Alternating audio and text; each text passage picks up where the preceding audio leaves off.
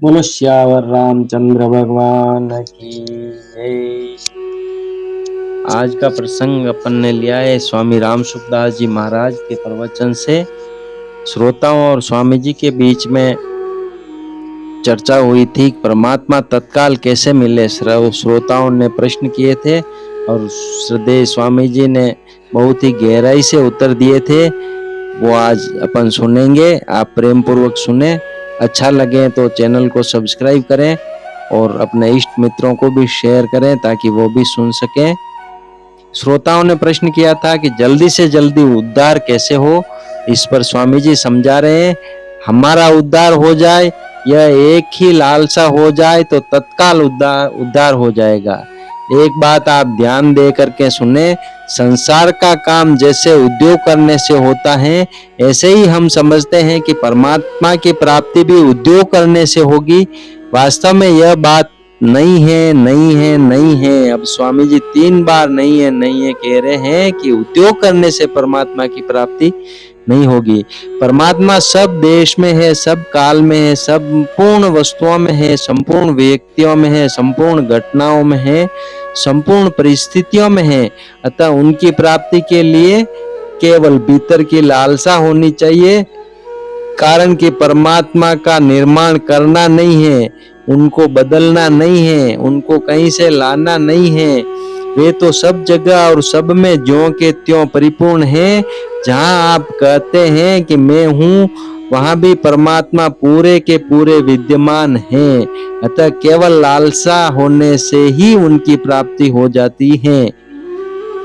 संसार की कोई वस्तु केवल लालसा से नहीं मिलती। लालसा होगी, उद्योग करेंगे और भाग्य में होगा तभी वस्तु मिलेगी।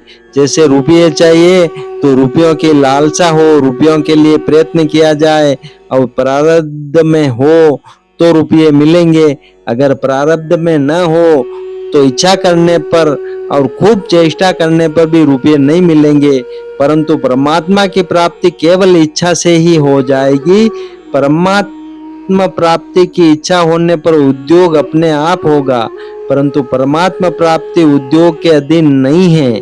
जो वस्तु उद्योग के अधीन होती है, क्रियाजन्य होती है, वह नाशवान होती है।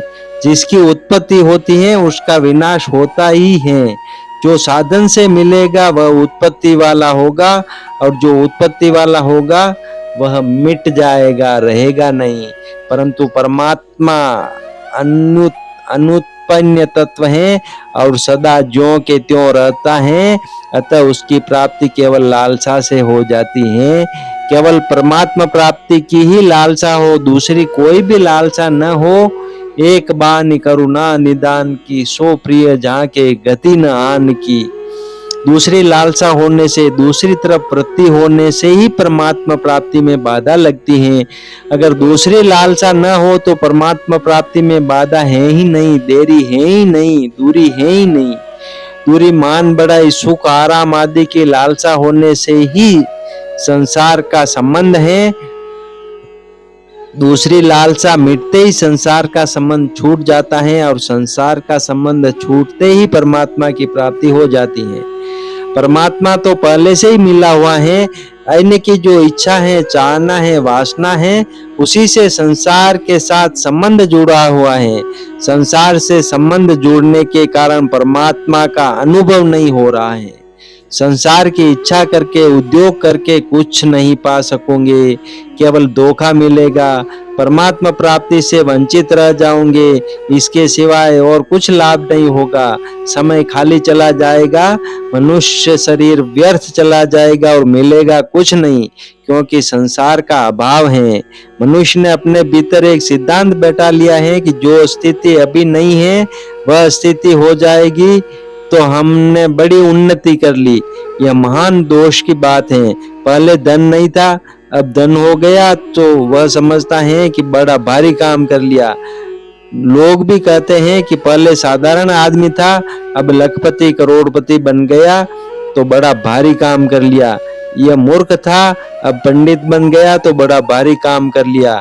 इसको पहले कोई नहीं जानता था, अब संसार में इसकी बड़ी प्रसिद्धि हो गई तो बड़ा भारी काम कर लिया। इसका आदर कोई नहीं करता था, सब ठुकराते थे, अब इसका आदर हो गया तो बड़ा काम कर लिया। वास्तव में कुछ नहीं किया है, धूल के 2 दाने जितना भी काम नहीं किया है। जो स्थिति पहले नहीं थी वह स्थिति अब हो भी जाए तो अंत में वह नहीं रहेगी। जो पहले भी नहीं थी और पीछे भी नहीं रहेगी, उसको प्राप्त करना कोई बहादुरी नहीं है। जो सब देश काल आदि में मौजूद है, उस परमात्मा को प्राप्त करना ही बहादुरी है। वह परमात्मा सदा है ही रहेगा, वह नहीं कभी हो ही नहीं सकता। आपकी स्थिति परमात्मा में है, संसार में आपकी स्थिति है ही नहीं। आपकी स्थिति तो अटल है और संसार आपके सामने बदलता है। संसार में आपकी स्थिति है ही कहाँ। बालकपन बदला, जवानी बदली, वृद्धावस्था बदली, रोग अवस्था बदली, निरोग अवस्था बदली, धनवत्ता बदली, निर्धनता बदली, ये सब बदलते रहे पर आप वे के वे ही रहे। संसार आपके साथ कभी रह ही नहीं सकता और आप संसार के साथ कभी रह ही नहीं सकते। ब्रह्मा जी की भी ताकत नहीं कि संसार आपके साथ और आप संसार के साथ रह जाए। आपकी स्थिति सदा परमात्मा में रहती है, परमात्मा सदा आपके साथ रहते हैं और आप सदा परमात्मा के साथ रहते हैं। अतः परमात्मा की प्राप्ति कठिन है ही नहीं। कठिन तो तब हो जब परमात्मा की प्राप्ति के लिए कुछ करना पड़े। जब करना कुछ है ही नहीं तब उसकी प्राप्ति कठिन कैसे। कठिनता और सुगमता का सवाल है ही नहीं, सवाल ही नहीं है। तो श्रोताओं ने पूछा, बात तो यह ठीक जचती है पर, तो स्वामी जी ने समझाया है कि ठीक जचती है तो मना कौन करता है। आड़ तो आपने खुद ही लगा रखी है। वास्तव में आपको परमात्मा प्राप्ति की परवाह ही नहीं है, चाहे प्राप्ति हो अथवा न हो। संत दास संसार में कई गुगु कई डोड, डूबन को सांसों नहीं, नहीं तिरन को कोड। गुगु उल्लू को कहते हैं, को तो दिन में नहीं दिखता और डोड एक प्रकार का बड़ा कौवा को रात में नहीं दिखता। परंतु संसार में कई ऐसे लोग हैं जिनको न दिन में दिखता है और न रात में दिखता है, अर्थात अपने उद्धार की तरफ उनकी दृष्टि कभी जाती ही नहीं। उनमें न तो अपने डूबने पतन होने की चिंता होती है और न तैरने अपने उद्धार करने का उत्साह होता है। केवल यह लालसा हो जाए कि परमात्मा की प्राप्ति कैसे हो, क्या करूं, कहां जाऊं, किससे पूछूं। यह लालसा जोरदार लगी कि परमात्मा की प्राप्ति हुई, क्योंकि यह लालसा लगते ही दूसरी लालसाएं छूट जाती हैं। जब तक दूसरी सांसारिक लालसाएं रहती हैं तब तक एक अनन्य लालसा नहीं होती। परमात्मा अनन्य है क्योंकि उनके समान दूसरा कोई है ही नहीं, इसलिए उनकी प्राप्ति की लालसा भी अनन्य होनी चाहिए। श्रोताओं ने पूछा, परमात्मा की लालसा बनानी पड़ती है कि स्वतः सिद्ध है। स्वामी जी समझा रहे हैं, परमात्मा की लालसा स्वतः सिद्ध है, दूसरी लालसाएं आपने बनाई हैं, अतः उन लालसाओं को छोड़ना है। अभी आप जिन लालसाओं को जानते हो, आज से 50 वर्ष पहले उनको जानते थे क्या? जानते ही नहीं थे, इसलिए वे लालसाएं बनावटी हैं। एक क्षण भी कोई लालसा टिकती नहीं, प्रत्युत बदलती रहती हैं, मिटती रहती हैं और आप नई नई लालसा पकड़ते रहते हो। श्रोताओं ने पूछा, परमात्मा प्राप्ति की अनन्य लालसा के बिना भी परमात्मा प्राप्ति हो सकती है क्या? तो स्वामी जी ने समझाया है कि परमात्मा प्राप्ति के अनन्य लालसा के बिना दूसरी लालसा रहते हुए भी उद्योग किया जा सकता है, भजन स्मरण किया जा सकता है, परंतु यह लंबा रास्ता है, इससे तत्काल परमात्मा प्राप्ति नहीं होगी।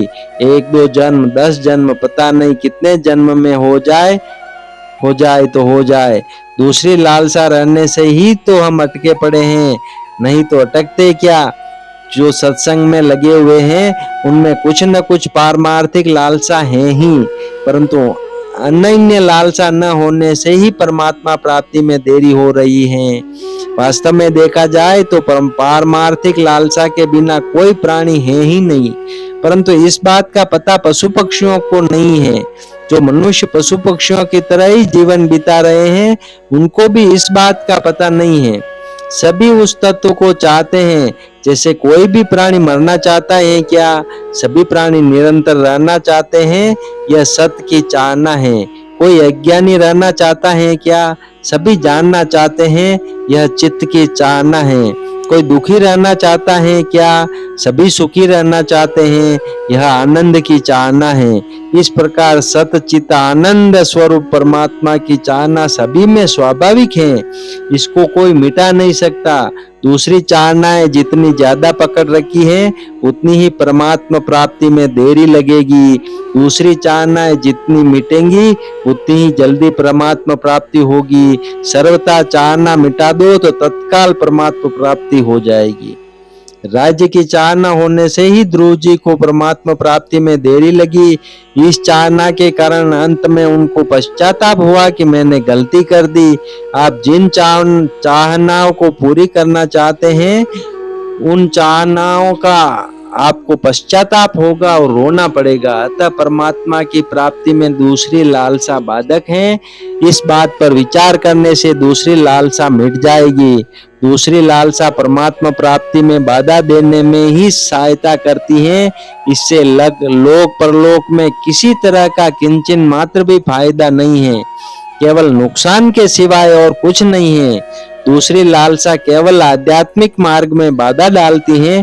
अगर इससे कुछ भी फायदा हो तो कोई बताओ कि अमुक लालसा से इतना फायदा हो जाएगा, इसमें कोरा नुकसान है।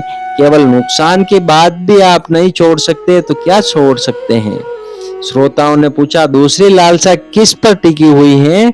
स्वामी जी समझा रहे हैं, दूसरी सभी लालसाएं संयोग जन्य सुख भोग की लालसा पर टिकी हुई है। संयोग जन्य सुख भोग की जो लालसा है, मन में जो रुचि है, यही बाधक है। सुख इतना बाधक नहीं है। असली बीमारी कहाँ है? इस बात का हमें तो कई वर्षों तक पता नहीं लगा था। व्याख्यान देते देते कई वर्ष बीत गए, तब पता लगा कि मन में संयोग जन्य सुख की जो लोलुपता है, यह है वह बीमारी। हमें सुख मिल जाए, बस इस इच्छा में ही सब बाधा है। यही अनर्थ का मूल है, यही जहर है। श्रोताओं ने पूछा, संयोग जन्य सुख की लालसा कैसे छूटे? स्वामी जी समझा रहे हैं, इसके छूटने का बड़ा सरल उपाय है, परंतु इसको छोड़ना है। इतनी इच्छा आपके घर की स्वयं की होनी चाहिए, क्योंकि इसके बिना कोई उपाय काम नहीं देगा। इसको हम छोड़ना चाहते हैं, इतने आप तैयार हो जाओ तो ऐसा उपाय मेरे पास है जिससे बहुत जल्दी काम बन जाए।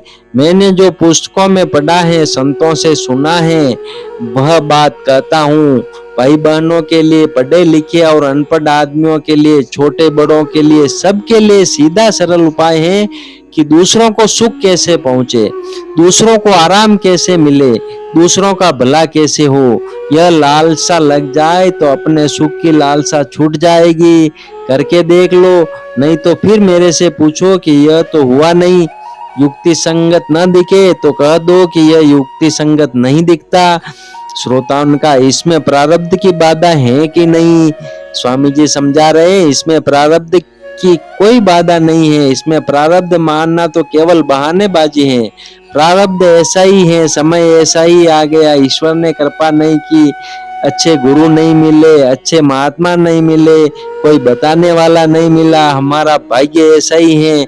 यह सब बहानेबाजी है, केवल परमात्मा तत्व से वंचित रहने का उपाय है। ऐसा भी कभी हो सकता है कि ईश्वर अपनी प्राप्ति में बाधा दे दे, अथवा हमारा किया हुआ कर्म हमें बाधा दे दे, या हमारी बनाई हुई वासना हमें बाधा दे दे। कर्म हमने स्वयं किए हैं, वासनाएं हमने स्वयं बनाई हैं। जो चीज हमने पैदा की है उसको हम मिटा सकते हैं। गुरु कोई नहीं मिला तो गुरु की जरूरत ही नहीं है। कोई महात्मा नहीं मिला तो महात्मा की जरूरत ही नहीं है। भगवान ने जब अपनी प्राप्ति के लिए मनुष्य शरीर दिया है तो अपनी प्राप्ति की सामग्री कम दी है क्या? अगर गुरु की जरूरत होगी तो भगवान को स्वयं गुरु बनकर आना पड़ेगा। जो जगत गुरु हैं, विष्णु कृष्णम वंदे जगत गुरुम। अच्छे महात्मा संसार में क्यों रहते हैं? तत्वज्ञ जीवन मुक्त परमात्मा को प्राप्त हुए महापुरुष संसार में जीते हैं तो क्यों जीते हैं? संसार में आकर उन्हें जो काम करना था वह काम तो उन्होंने पूरा कर लिया, अतः उनको उसी वक्त मर जाना चाहिए था, परंतु वे अब जीते हैं तो केवल हमारे लिए जीते हैं, उन पर हमारा पूरा हक लगता है। जैसे बालक दुख पा रहा है तो माँ जीती क्यों है?